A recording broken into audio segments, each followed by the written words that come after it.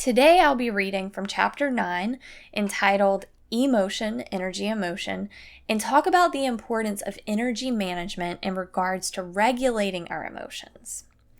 All right, so here we go. Come on, buddy. Come on. There you go. All right. Have you ever felt a surge of panic when you see the low battery or critical battery alert on your phone or device, especially when there's no charger nearby? Fortunately, our devices have been designed to go into low battery mode when they're running low on power.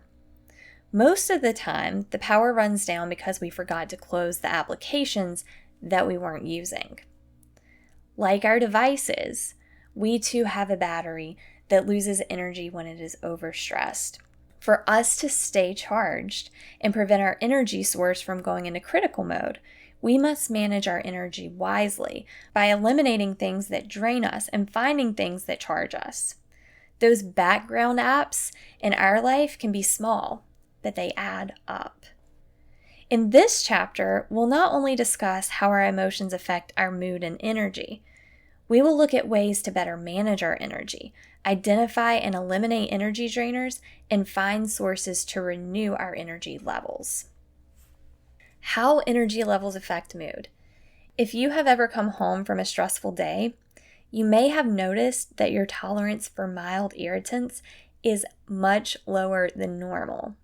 The dog that jumps on you when you arrive home, eager to be taken out and fed, the children running and screaming around the house, the dirty dishes in the sink. All of these can easily trigger strong negative emotions, which we may have otherwise overlooked or suppressed. Suppressing unpleasant emotions takes energy, and when our energy is already at a critically low level, it can be nearly impossible to hold back. An important part of emotional intelligence is the ability to be aware of our triggers, the situations and occurrences that drain our energy. When we know what sucks the energy out of us and pushes our buttons, we can control how we let them affect us. Okay, so we're talking about managing our energy levels and how important that can be.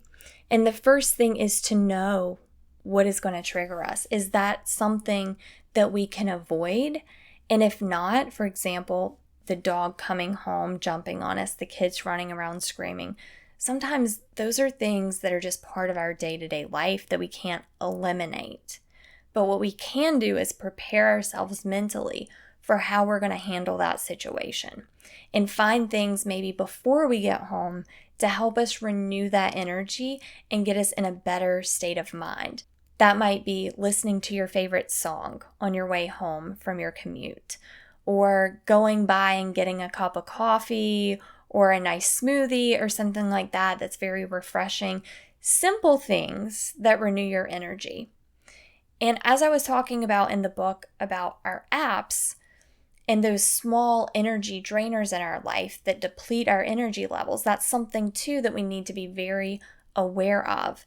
We need to find equal small energy renewers to kind of replace that throughout our day as well, instead of waiting until the end of the day. And again, that could be in the form of a walk.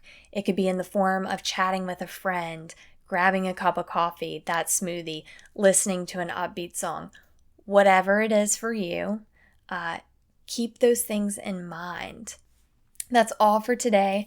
Tomorrow is the quote of the week for Sundays, where I will either share an insightful or inspiring quote to launch your week.